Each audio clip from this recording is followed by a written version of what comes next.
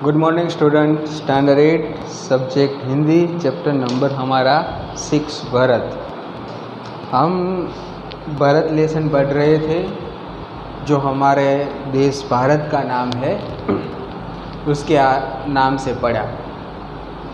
ये भरत लेसन में हमने पार्ट 1 में देखा था कि भरत एक छोटा बच्चा है और दुष्यंत का वो बेटा है, मगर दुष्यंत को पता नहीं है। वो वन ऋषि यानी कि जो ऋषि मुनि होते हैं वो वन में रहते हैं और तपस्विनी 2 तपस्विनियाँ है और 2 तपस्विनियाँ के साथ वो थोड़ी बहस कर रहा है। उन्होंने एक लायंस के बच्चे को पकड़ा हुआ है, तो वो कहती है कि तुम उसको छोड़ दो। तो वो मना करता है कि नहीं, मैं इसे नहीं छोड़ूंगा, क्योंकि वो टॉय समझता है, खिलौना समझता है उनको।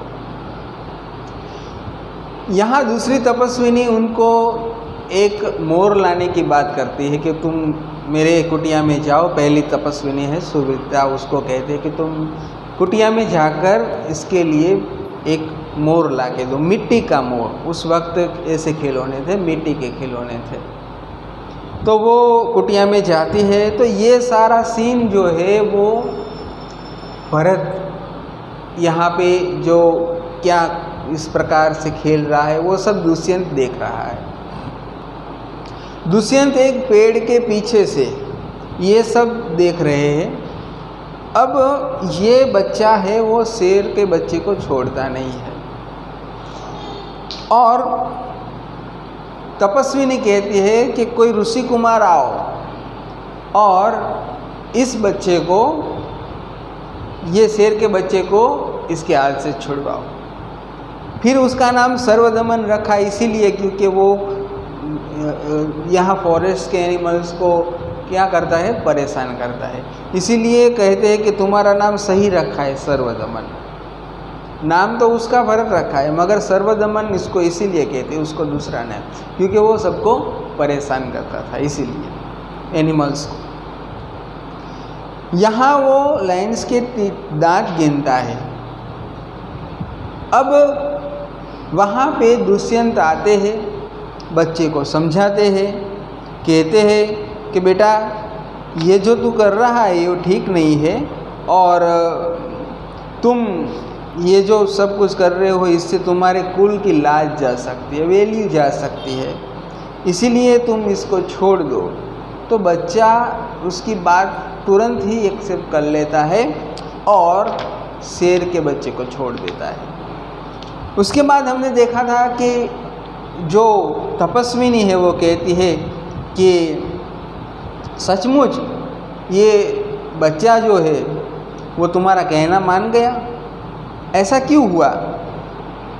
मगर एक बात बताओ कि ये ऋषि कुमार नहीं है, परंतु मैंने उसे तपोवन में ही देखा, इसीलिए मैंने ऋषि कुमार मान लिया, ये दुष्यंत कहता है। अब यहाँ पे तपस्विनी है वो बात बता देती है कि ये ऋषि कुमार नहीं है, ये ऋषि का पुत्र नहीं है। तो दुष्यंत कहते हैं कि मैंने तो उसे यूं ही मान लिया था, क्योंकि ये इस कुटिया में रहता है, टैंक में रहता है, तो मैंने उसे मान लिया था कि ये ऋषि का बेटा है। मगर इसके हाथ की हथेली देखकर, उसके मस्तिष्क को देखकर, उसके साहस को देखकर मुझे ऐसा नहीं लगता कि ये ऋषि कुमार होगा। यहाँ कुछ ऐसी बातें होती है जो उसके ब्लड के अंदर होती है, उससे ही पता चल जाता है। कभी कभी ज़्यादा से ज़्यादा 80% ऐसे होते हैं जो ब्लड के आधार से ही चलने वाले, पता चल जाता है। क्यों? क्योंकि एक ऋषि का पुत्र, एक क्षत्रिय का पुत्र, यानी कि क्षत्रिय कौन कहा जाता है? क्षत्रिय का मतलब क्या है? क्षत्रिय का मतलब होता है शूरवीरता। जिसके अंदर शूरवीरता हो वो क्षत्रिय कहलाता है। उसके लिए कोई कास्टिज्म नहीं रखी गई है, शूरवीरता है वो क्षत्रिय है। महाभारत के युद्ध में भगवान श्री कृष्ण ने भी कहा है कि यहाँ सब कुछ लड़ने वाले सभी क्षत्रिय है। क्यों? क्योंकि वो शूरवीर है। 'डरपोक है वो क्षत्रिय नहीं है, वो कायर है। जो जैसा भी वर्तन बिहेवियर करता है उसके आधार पर यह सब कुछ चलता है। इसीलिए इसका बिहेवियर क्षत्रियों का है, इसीलिए मुझे ऐसा मालूम होता है कि शायद एक क्षत्रिय पुत्र होगा। ये बात यहाँ पे आती है, मगर इसके साथ साथ एक टॉपिक ले लेते हैं महाभारत के युद्ध का। महाभारत के अंदर भी ऐसा एक पॉइंट आता है कि किस प्रकार से उसको बताया जाता है कर्ण को कि ये जो कर्ण है वो क्षत्रिय नहीं है और क्षत्रिय है, ऐसा मालूम हुआ क्योंकि उन्होंने कर्ण ने अपने गुरु के पास, परशुराम के पास विद्या प्राप्त की थी। परशुराम ने बचपन से ही उसको नॉलेज दिया था, क्योंकि परशुराम ऐसे थे, वो बड़े राजाओं वगैरह वगैरह को वो नॉलेज नहीं देते, आर्चरी नॉलेज। तो परशुराम ने नॉलेज दिया, मगर एक दिन ऐसा हुआ कि जब फॉरेस्ट में कर्ण और परशुराम दोनों बैठे हुए थे तो बहुत नींद आ रही थी परशुराम को। तो परशुराम ने सोचा कि मुझे सोना है, तो कर्ण ने कहा कि मेरे इस पैर के ऊपर आप पैर रख के सो जाइए, इसका तकिया बनाकर। तो वो सो गए। थोड़ी देर के बाद वहाँ पे एक ऐसा बिच्छू जैसा एक डंक मारने वाला कोई जीव था, वो आया और कर्ण को डंक मार दिया। ऐसा डंक मारा, स्निंग किया कि कर्ण के पैरों में से लहू निकलने लगा, इतना ब्लड निकलने लगा और इतना दर्द होने लगा, फिर भी उसके मुंह से एक भी आवाज़ नहीं ऐसी आई कि मुझे ऐसा दर्द हो रहा है। उन्होंने क्या किया, उसको सहन किया। मगर जब वो परशुराम के कानों तक ब्लड आया तो वो जाग गए। उन्होंने देखा कि अरे ये क्या है, ये कहाँ से आया? तो देखा कि कर्ण के जो पैर है उनमें से निकला हुआ है। तो बताया कि तुम्हारे पैर से ये ब्लड निकला और ये कोई जीव जो है उन्होंने तुम्हें डंक मार दिया, तो तुम्हें आवाज़ भी नहीं की और इतना सहन किया। तो बताओ, तुम सच में कोई ऋषि कुमार नहीं हो, तुम अदर कम्युनिटी का हो, यानी कि तुम कोई क्षत्रिय वीर पुरुष हो, बताओ। तो कर्ण बेचारा क्या करे, उसको तो पता ही नहीं था कि मैं कौन हूँ, कहाँ से आया हूँ, कैसा हूँ, क्योंकि उसको यूं ही श्री माता जी ने एक टोकरी में बिठा दिया था और उसको शुद्ध लोग ले गए थे, उसको श्राप दे देते। मगर ऐसी एक स्टोरी आती, इसलिए मैंने बताई क्योंकि कुछ ऐसी बातें होती है जो मान ली जाती है या समझ ली जाती है। तो यहाँ बात कुछ ऐसी है कि जो गुण होते हैं वो उनके ब्लड में होते हैं। तो ये जो गुण है भरत के, वो ऋषि कुमार के नहीं है, कोई क्षत्रिय पुरुष के है। पेज नंबर 38 पर दूसरी तपस्विनी दोनों की ओर देखकर बड़े अचंभे की बात है। ऊपर से दुष्यंत कहते, तुम्हें क्यों अचंभा हुआ? वंडर, तुम्हें अचंभा क्यों हुआ, आश्चर्य क्यों हुआ? दूसरी तपस्विनी कहती है, इसलिए हुआ कि इस बालक की और तुम्हारी सूरत मिलती है और तुम्हें जाने बिना भी इनसे तुम्हारी बात मान ली। क्या कहते हैं? सूरत। सूरत का यहाँ में मतलब होता है फेस, चेहरा। तो ये जो है तुम्हारा चेहरा, तुम्हारा फेस उसके साथ मिलता है। हम कहते हैं ना कि ये इसका फेस इसके पिताजी के जैसा है, इसका फेस इसके दादा के जैसा है, इसका फेस इसके मदर जैसा है, नाना जैसे है। हाँ, हमारे पूर्वज जैसे हमारे फेस मिलते जुलते होते हैं। तो यहाँ उसका बेटा है, इसीलिए उसका फेस, भरत का फेस किससे मिलता है? दुष्यंत से मिलता है। और दूसरी बात कि तुम्हारा कहा उन्होंने मान लिया। दुष्यंत कहते बच्चे को गोद में उठाकर, अब वो बेटा है उनका, उसको गोद में उठा, अभी उसके साथ बात ही हो रही है, अभी श्योर नहीं हुए कि ये मेरा बेटा है। हे तपस्विनी, जो यह ऋषि कुमार नहीं है तो किस वंश का है? अब बताओ तपस्विनी, अब मुझे ज़्यादा उत्सुकता हो रही है, मुझे जानने की इच्छा हो रही है कि तुम मुझे बताओ कि अगर ऋषि कुमार नहीं है तो ये कौन से वंश का है?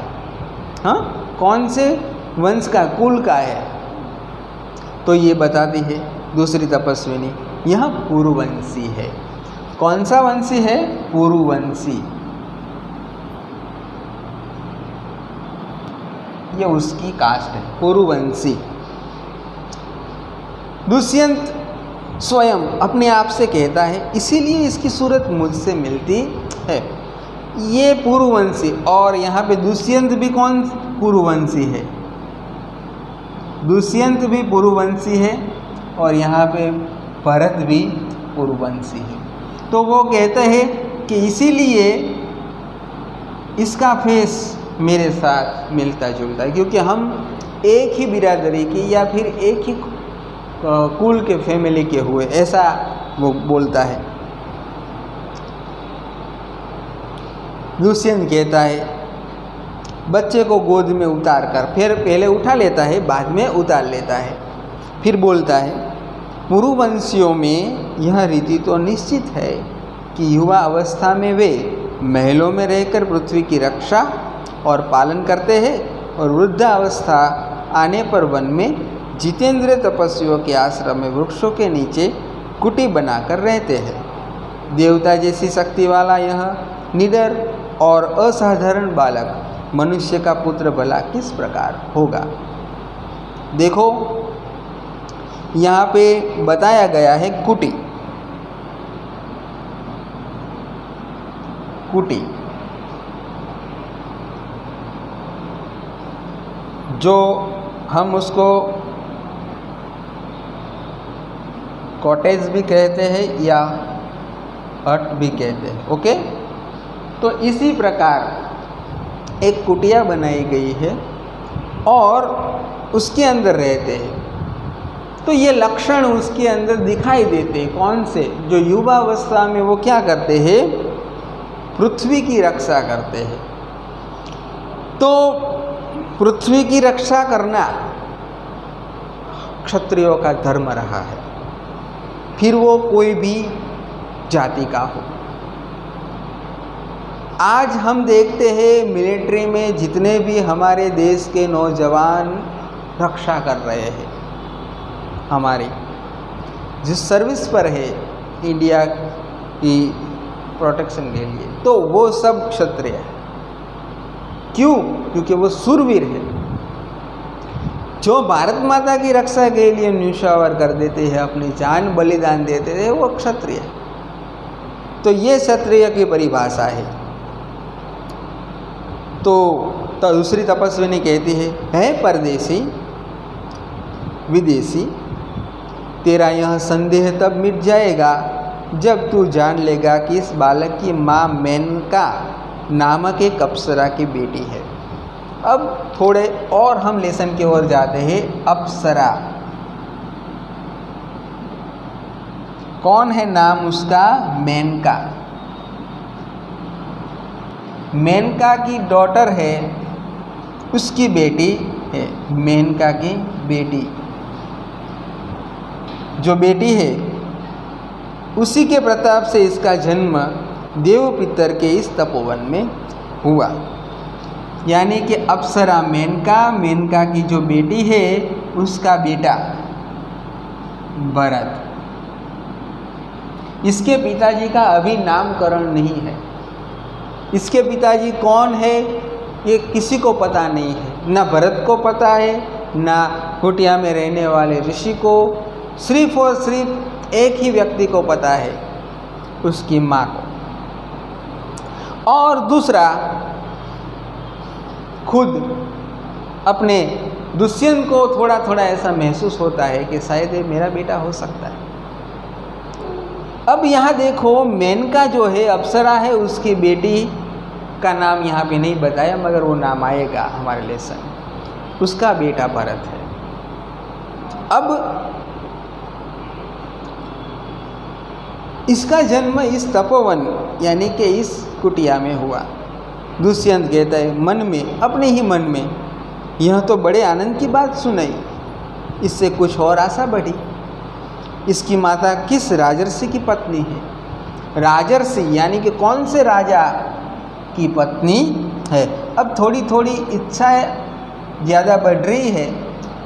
किसको? दुष्यंत को। थोड़े थोड़े नज़दीक आ रहे हैं कि शायद अब मैं अपनी फैमिली से मिल रहा हूँ। देखो, हमने पहली जो एक बात बताई थी वो रिंग वाली, वो भी एक अलग बात है। यहाँ दुष्यंत, शकुंतला और भरत का मिलाप कैसे होता है, ये भी एक अलग बात है। यहाँ राजा लक्ष्मण सिंह ने थोड़े अलग ढंग से बताया है, मगर हमें इस लेसन के आधार पर चलना है। तो दूसरी तपस्विनी कहती है, जिस राजा ने अपनी विवाहित स्त्री को बिना अपराध छोड़ दिया, उसका नाम मैं न लूँगी। देखो, ये स्त्रियों में थोड़ी ऐसी गर्व की बात है कि जिस पुरुष ने अपनी स्त्री को बिना अपराध छोड़ दिया, उसका नाम मैं नहीं लूँगी। ये कौन कहती है? दूसरी तपस्विनी कहती है। क्योंकि यहाँ पे आई हुई शकुंतला अपनी व्यथा सुनाती है कि मेरे साथ ऐसा हुआ, मैंने कोई भी गलती नहीं की है, फिर भी मेरे साथ ऐसे दगा वगैरह करके वो चले गए और मुझे आरोप दे दिया, ऐसे ऐसे सब कुछ वो बोलती है, सब बातें करती है। तो तपस्विनियों को पता है कि किस प्रकार एक कौन सी कंडीशन में यहाँ पे आई है। आजकल हम देखते हैं अनाथ आश्रम होते हैं, फिर महिलाओं के लिए आरक्षण वाले आश्रम होते हैं, फिर वो वृद्धाश्रम है। ये सब क्या है? उसके इर्द गिर्द या आगे पीछे कोई उसको हेल्प करने वाला, सपोर्ट करने वाला नहीं होता, उनके लिए ऐसे ऐसे होता। तो पहले ऐसे आश्रम थे जो ऋषि मुनि उसको एक्सेप्ट करते थे, ऐसे छोड़ दिए हुए लोगों को, कोई भी बच्चा हो, औरत हो, कोई भी लड़का हो या कोई भी पुरुष हो या वृद्ध हो, उसको वो एक्सेप्ट करते थे। तो इसी प्रकार दुष्यंत अब कहता है अपने आप से, वह कथा तो मुझ पर लगती है, भला अब इस बालक की माँ का नाम पूछूं। पहल तपस्विनी मिट्टी का मोल लेकर आई। अब देखो, यहाँ पे दुष्यंत को थोड़ा थोड़ा ऐसा लगता है कि शायद ये स्टोरी तो मेरे ऊपर है, क्योंकि शायद मैंने ही अपनी पत्नी को ऐसे छोड़ दिया। मेरी पत्नी कहाँ है? मैंने ढूंढा मगर अब पता नहीं चलता वो कहाँ है। शायद इस जंगल में यही तो नहीं है ना, ये बालक तो मेरा तो नहीं है ना, ये बच्चा भरत, ये सर्वदमन उसका नाम है, इसका फेस भी मेरे साथ मिलता है। एक पॉइंट उसको मिला चेहरे का, दूसरा उसके लक्षण बिहेवियर से पता चला, तीसरा पुरुवंशी नाम आया, यानी कि उसको 3 पॉइंट तो मिल गए अपनी ओर खिंचाव के कि ये शायद हम ट्रू कर सके उसको कि ये मेरा बेटा है या फिर मेरे वंश का है। फिर तीसरी बात ये आई कि मेनका की बेटी जो है उसका बेटा, ये बात बताई। तो ये सोचकर अब वो सोचने लगे कि शायद मुझे ऐसा लगता है कि मेरे ऊपर की ये स्टोरी है, सचमुच ये मेरा बेटा तो नहीं है ना। अब पहली तपस्विनी मोर लेकर आती है सर्वदमन, यह संकुत लावण्य देख। क्या कहता है? संकुत लावण्य देख। लावण्य का मतलब होता है ब्यूटीफुल, सौंदर्य, और संकुत का मतलब होता है मिट्टी का मोर। तो मिट्टी का ये सौंदर्य है वो देख, मिट्टी का सौंदर्य है वो देख। इसको कहते हैं संकुत लावण्य। तो बालक है बड़े चाव से देखते हैं, चाव से यानी कि बहुत ध्यान से देखते हैं, कहाँ है शकुंतला, मेरी माता। अब ये देखो, ये संकुत शकुंत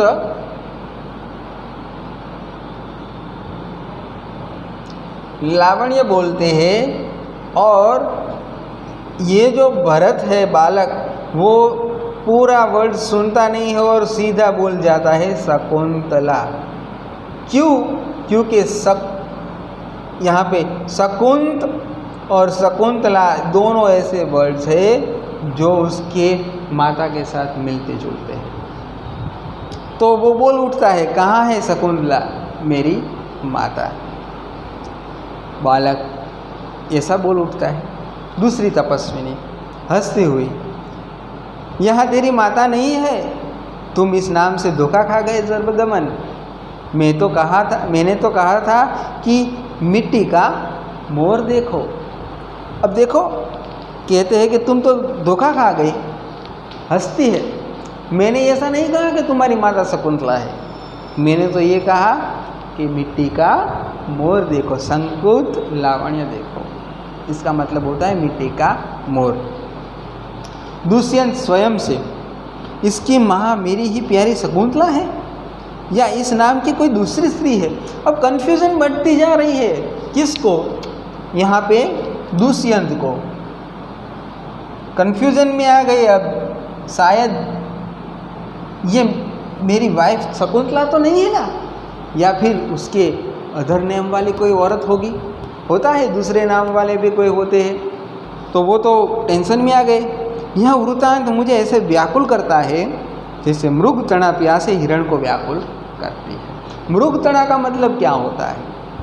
मृग तना का मतलब होता है, हम उसको कहते हैं दूर से हम दिखाई देते हैं तो ऐसे लगता है कि पानी भरा हुआ है, मगर जब हम नज़दीक जाते हैं तो पानी नहीं दिखाई देता। जैसे समर में वो ज़्यादा हमें दिखाई देता है। रोड पर हम देखो तो दूर से हमें ऐसा महसूस होता है कि शायद रोड पर पानी भरा है, मगर हम जैसे जैसे नज़दीक जाते हैं तो कुछ नहीं होता। तो बड़े बड़े ऐसे क्षेत्रों में जहाँ ज़्यादा से ज़्यादा ट्रेन नहीं होते तो वैसे समर में ऐसा दिखाई देता है। तो जो हिरण होते हैं वो पानी की प्यास बुझाने के लिए ऐसे सोचते हैं कि शायद सामने पानी है, मगर वो जितना भी दौड़ता है मगर वो पानी उसको नहीं मिलता। बस ऐसे ही व्यथा, ऐसी ही कंडीशन यहाँ पे दुष्यंत की है कि मुझे सामने सब कुछ भी दिखाई दे रहा है, मगर यहाँ पे वो श्योर नहीं हो रहे कि मैं उसका बाप हूँ या ये मेरा बेटा है। शकुंतला नाम आया, यहाँ पे उनको चौथा पॉइंट मिलता है कि शकुंतला अब इतने नज़दीक आ गए हैं। बालक खुश होकर, मुझे यह मोर बहुत अच्छा लगता है, खिलौना ले लेता है। ये जो मिट्टी का मोर पहली तपस्विनी लाती है वो उसको बहुत अच्छा लगता है, वो उसके हाथों से छुड़वा लेता है। पहली तपस्विनी घबरा कर, यानी कि थोड़ी कन्फ्यूजन में आकर कहती, ओ बालक की बाह से रक्षाबंधन कहाँ गया? ये रक्षाबंधन यानी कि जो प्रोटेक्ट करने वाला जो बंधन होता है, रक्षाबंधन। अब रक्षाबंधन का फेस्टिवल आएगा, बहनें अपनी भाइयों को रक्षा बांधेगी। तो रक्षाबंधन का फेस्टिवल भाई और बहन का ही नहीं है। रक्षाबंधन सबको बांध सकते, फ्रेंडशिप कर सकते सब। माँ अपने बेटे को भी रक्षा सूत्र बांध सकती है। महाभारत के युद्ध में कुंता माता ने अभिमन्यु को रक्षाबंधन बांधा था। वो युद्ध के मैदान में गए थे तो एक रक्षा सूत्र बांधा था उसके हाथों में, कुंता बांधा है। मगर वो रक्षा सूत्र था, वो रक्षा सूत्र टूट गया और वो अभिमन्यु चक्रव्यूह में फंस गए और उसकी डेथ हो गई। अगर वो रक्षा सूत्र उनके पास रहता तो शायद वो वहाँ से बाहर निकल पाते। 7 कोठे कहते हैं उसको, वो पार जानना उसको नॉलेज था, उसके अंदर जाने का नॉलेज था। ऐसे चक्रव्यूह होता है, ये अंदर जा सकता था मगर अंदर से बाहर निकलने का नॉलेज उसके पास नहीं था, अंदर फंस गए। उसमें आपने एक फिल्म देखी होगी बाहुबली। बाहुबली में बस ऐसा ही एक चक्रव्यूह बनाया गया है, गोल राउंड टू राउंड होते हैं। वहाँ भी महाभारत के युद्ध में भी ऐसा था, राउंड टू राउंड जो सैनिक सोल्जर खड़े होते हैं, एक को पार कर दिया फिर दूसरे को पार किया तो तीसरा, इसको कोठे कहा जाते हैं। पार करना, राउंड पार करना, फिर बाहर निकलना। तो ये ऐसे ही नहीं एक दूसरे के साथ लड़ाई करते करते, फिर भी ऐसे रूल्स थे। दूसरे लाइन वाले उस पहली लाइन वालों के साथ नहीं जॉइंट होते थे, पहली लाइन वाले को परास्त कर दिया फिर वो वहीं रह जाते हैं, फिर वो आगे आ जाते हैं। बहुत बढ़िया रूल्स थे, उसमें चीटिंग भी ज़्यादा हुई है। मगर यहाँ भी ऐसी कुछ बात होती है, रक्षा सूत्र की बात आई इसलिए हमने छेड़ दी रक्षाबंधन। ये रक्षाबंधन बांधा था वो कहाँ गया? पहली तपस्विनी कहती है दुष्यंत के पास, घबराओ मत, जब यह नाहर से खेल रहा था तब इसके हाथ से गिर गया था, सो वह पड़ा है, मैं उठाकर तुम्हें दिए देता हूँ, टेंशन मत लो। यह जब ये शेर के बच्चे के साथ खेल रहा था तो वो गिर गया और वो देखो वो सामने पड़ा है, कोई बात नहीं, टेंशन लेने की बात नहीं, मैं उसे आपको दे देता हूँ। उठाने के लिए झुकता है, तब तपस्विनी अरे अरे अरे मत उठाओ, इसे मत छूना। देखो ऐसे बोलते हैं, अरे अरे क्यों ऐसा बोली? क्योंकि कुछ ना कुछ इस रक्षा सूत्र में था, इसलिए थोड़ी डर कर ये तपस्विनी बोली, अरे अरे अरे मत उठाओ इसे, कुछ ना कुछ तो होगा। हाँ, ऐसे कोई भी चीज़ होती है जो छूने से हमें कुछ प्रॉब्लम होती है या कुछ बुरा होता है तो कोई हमें कह देता है अरे अरे वहाँ मत जाओ, ये मत करो, वो मत करो, अरे रुको, ऐसा कहते हैं ना। तो बस यही तपस्विनी बोलती है, रुको, अरे ऐसा मत करो। दूसरी तपस्विनी, ओह इसने तो उठा लिया, इसे क्या कहते हैं, अरे इसने तो उठा ही लिया, वो रक्षा सूत्र था वो उन्होंने पकड़ लिया। अब थोड़े आश्चर्यचकित हो जाती है, दोनों एक दूसरे को आश्चर्य से देखती है, दोनों तपस्विनी, अरे ये कैसे हुआ? रक्षा सूत्र है ये दुष्यंत, फिर ये कुमार ने उसे उठा लिया।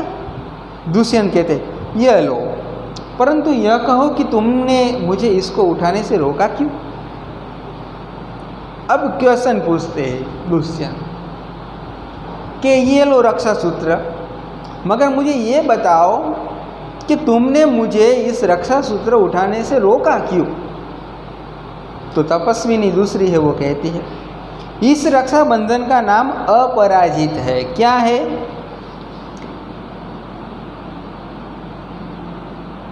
अपराजित। ये रक्षा सूत्र का नाम है अपराजित। अपराजित का मतलब ये होता है कि जिसको कोई परास्त नहीं कर सकता, कोई भी क्षेत्र में अगर ये जाएगा तो इसकी विजय होगी। ये अपराजित है, इसको कोई मार नहीं सकता, इसको कोई कुछ नहीं कर सकता। इसीलिए तो शेर के बच्चे के साथ खेल रहा था, शेर भी कुछ नहीं कर सकता। ऐसा एक रक्षा सूत्र ऋषि ने बांध दिया है, कर्ण ऋषि ने। मगर इसका क्या बेनिफिट था वो अब आगे बताते हैं। जिस समय इस बालक का नामकरण हुआ था तब महात्मा मरीचि के पुत्र कश्यप ने यह धागा दिया था।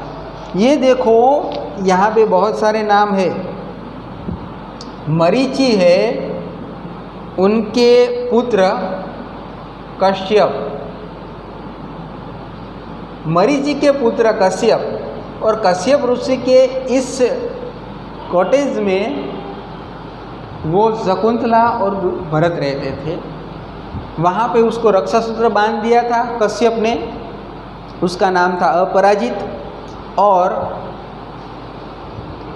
इसका गुण ये है कि कभी यह धरती पर गिर पड़े तो इस बालक के माता पिता को छोड़कर इसे कोई दूसरा न उठा सके। इसका रीज़न यही है।